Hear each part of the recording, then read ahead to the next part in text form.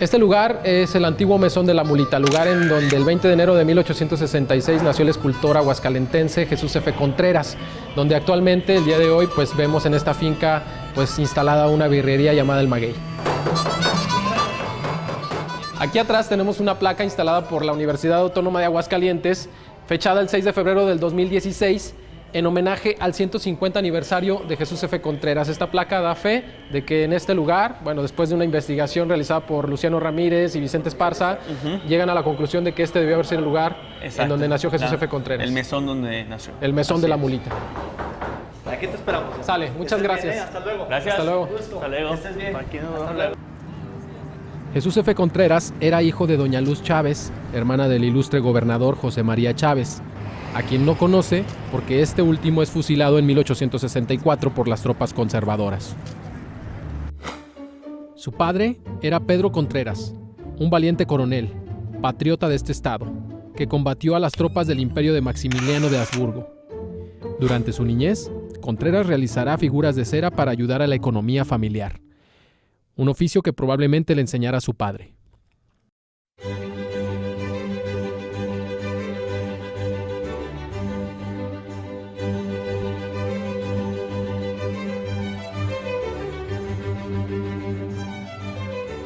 Bueno, de este lado vemos el águila republicana, que hay un mito detrás de todo esto, ¿no, Adrián? Sí, bueno, sí, apenas se ha descubierto que es un mito porque se creyó antes que sí era algo real.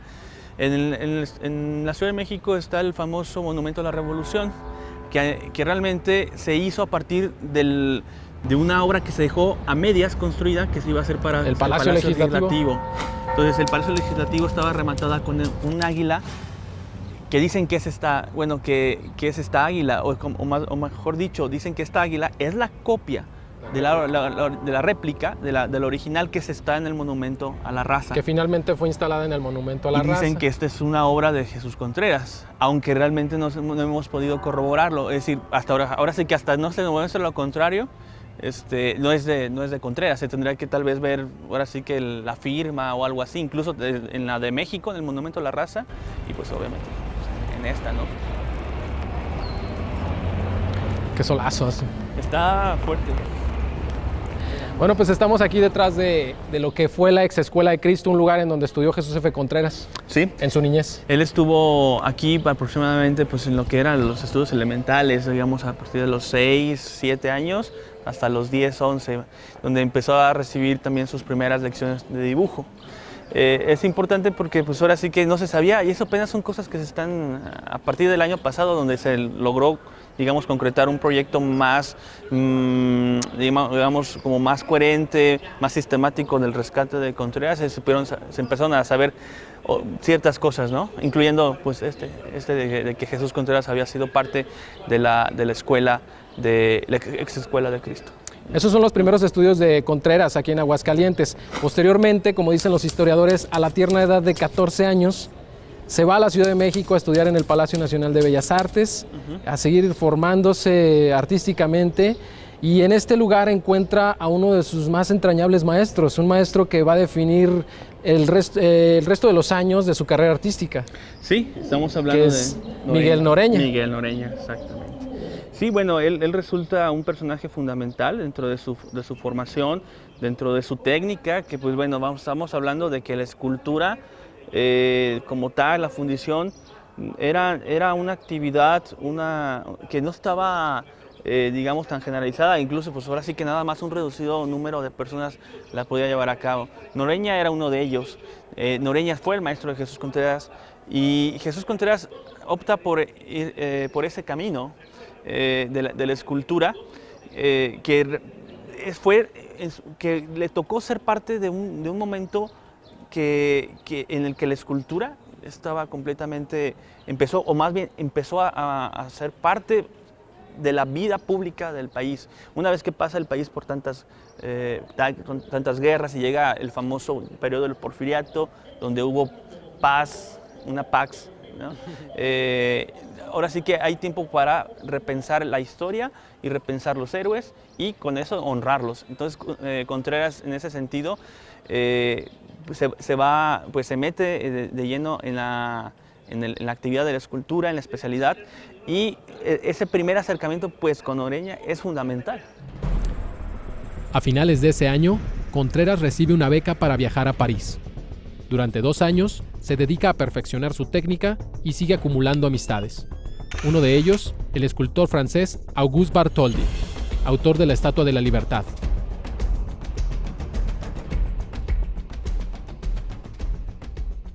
Porfirio Díaz le da una beca. Y ahora sí que fue una cuestión ahí personal. De decir, bueno, tú te vas a estudiar y especialízate en esta cuestión de la escultura porque lo vamos a requerir.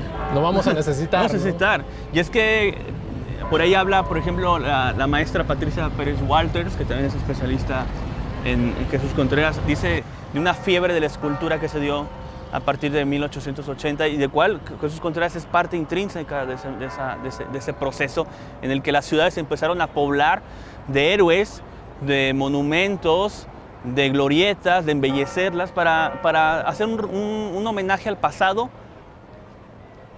pensado como los liberales. Sí, o sea, él estaba con lo más relacionado, con lo más la nata de la intelectualidad y de los artistas en París, cuando París pues, era la capital del mundo. La capital del arte también. La capital del arte, ¿no? Entonces, es fundamental, pues, es fundamental esta estancia de Jesús Contreras en París, cuando se especializa y cuando hace los relieves también, ¿no? Los relieves indígenas para el pabellón mexicano de 1889. Esto que vemos aquí atrás es una obra hermosísima de Jesús F. Contreras. Es algo que lo pone en un lugar muy especial de la Exposición Universal de París en 1889. Estamos viendo los relieves indígenas con toques grecorromanos que Jesús F. Contreras preparó para el Pabellón de México, encargado por Porfirio Díaz para participar en esta exposición. Jesús F. Contreras trata de resaltar la cultura mexicana desde un punto de vista épico, ¿no? Sí. ¿Qué es lo que estamos viendo aquí? Sí, Jesús Contreras trabaja en ese sentido sobre un proyecto ya en el entonces, para 1889, trabaja sobre un proyecto de Antonio Peñafiel para hacer el pabellón.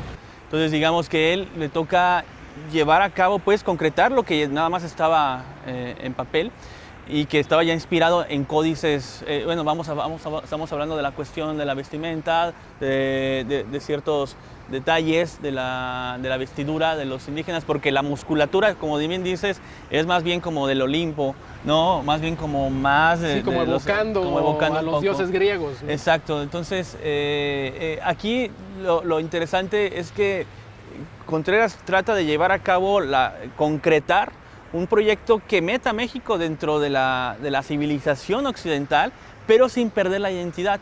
Entonces, por eso quizá, sin dejar de ser hermosos, nos pueden parecer un poco extraños por esta cuestión, como dices, de la épica, con la cuestión de los cuerpos, que parecen más bien cuerpos sí, más clásicos, dentro del estilo clásico, pero que en ese momento, en 1889, era la primera vez que se ensayaba una identidad mexicana tan radical, en el sentido de que habría que darle a México un buen lugar dentro de la civilización occidental y ser civilizado para México en aquel entonces era tener una identidad, y esa identidad era totalmente indígena. Es una colección de 12 esculturas, de 12 relieves. 6 de ellos son mexicas, 3 de ellos son dioses náhuatl y 3 más son sacerdotes o tlatoanis. En el caso de Cuauhtémoc, por ejemplo. Sí, esos ya son los más bien reyes, los reyes aztecas, por ejemplo, los que enfrentaron al imperio español. Al imperio español, ¿no? Hay otro como Nezahualcóyotl, que se le conoce como pues, el rey poeta, mejor dicho, que también lo incluyeron. Y para por una parte dar son dos niveles de análisis, de acuerdo al mismo análisis que ya había hecho el maestro Marco García. Es por una parte hablar de la divinidad con estos dioses, pero también hablar de las personas de carne y hueso, que eran los indígenas, caudillos concretos, reales que existieron y que enfrentaron el imperio español, ¿no? Y pues dar ese conjunto espiritual guerrero, si quieres, para el visitante en la exposición de 1889 y que ahora ya podemos tenerlo aquí.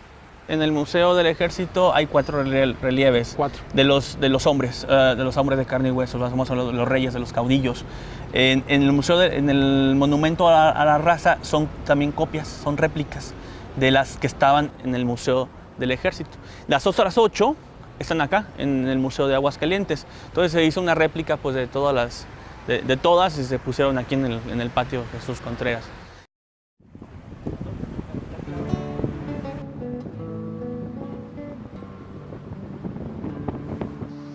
Jesús F. Contreras era un tipazo, era encantador, era un hombre que tenía principios, valores y una hombría impecable, ¿no? Y creo que todo eso tenía que ver con la cuna en donde había nacido, que era Aguascalientes.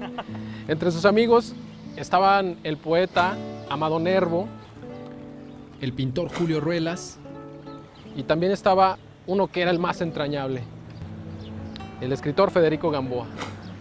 Y a propósito de la relación que tenían Gamboa y Contreras, existe una anécdota de una de aquellas noches de burdel en la Ciudad de México que nos trae esta mañana aquí al Museo José Guadalupe Posada porque se relaciona de alguna manera. Así que, bueno, pues ahorita van a ver de qué forma se relaciona.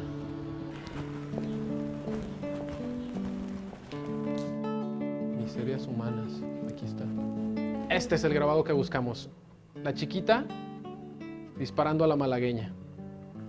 Federico Gamboa nos cuenta en su diario del 8 de marzo de 1897 que después de una noche de copas, Jesús F. Contreras llega a su casa y le toca la puerta. Al abrirle le dice, asesinaron a la malagueña.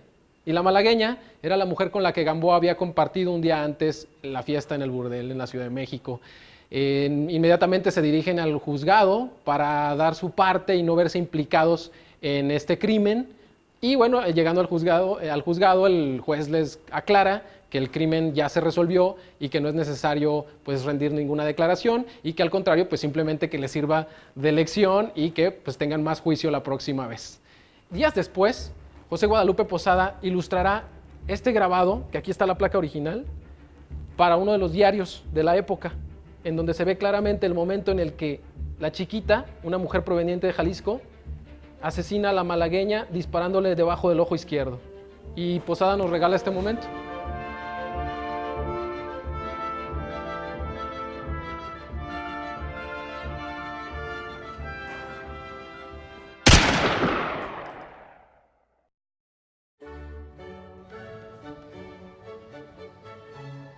Sin duda, transcurrían los mejores años de Contreras. Tenía 3 hijos, Carlos, Teresa y Rubén.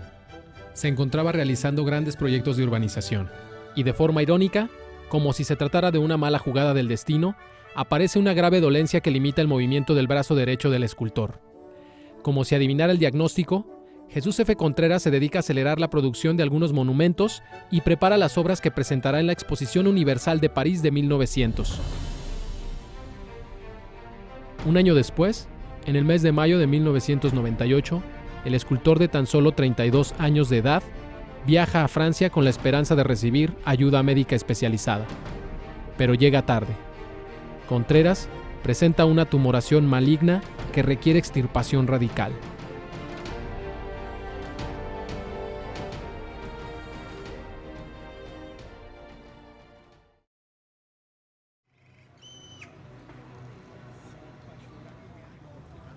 Ya después de la cirugía, Jesús Contreras vuelve a México, en donde se hace cargo de la Escuela de Bellas Artes y también logra estar ejercitando su brazo izquierdo.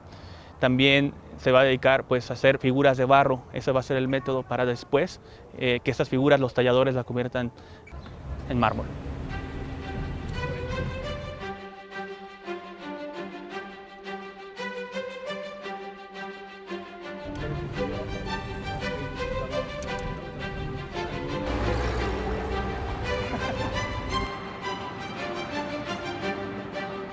Esta pieza de Contreras es una hermosura, es algo que lo va a sublimar, es la Malgretud.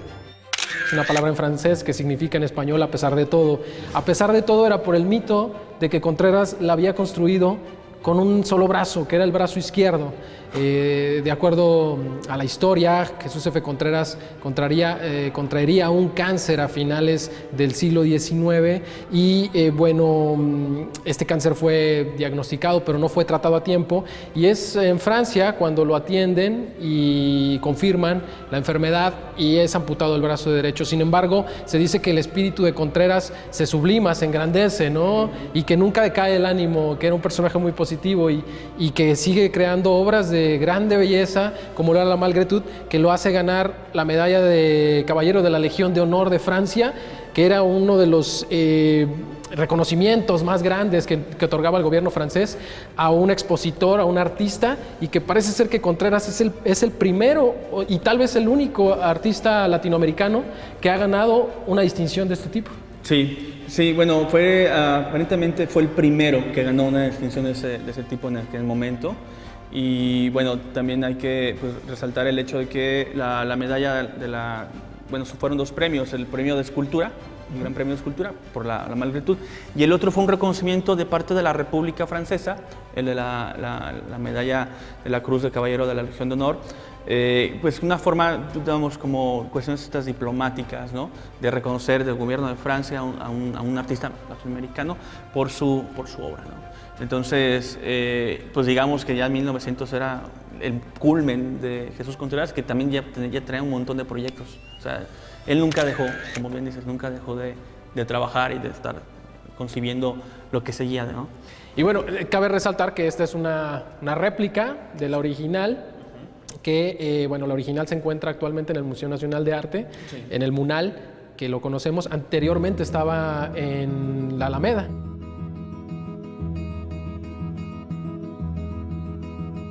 Esta escultura lo llevaría a él a una posición de héroe frente a sus amigos. Sí. Julio Ruelas escribía acerca de él con mucho sentimiento, como el águila con una sola ala que volaba, ¿no? Uh-huh. Y lo pinta junto con a los demás ilustrados de la época, los modernistas, que entre ellos estaban Amado Nervo, estaba Federico Gamboa y sí, otros tantos más, como el propio Julio Ruelas.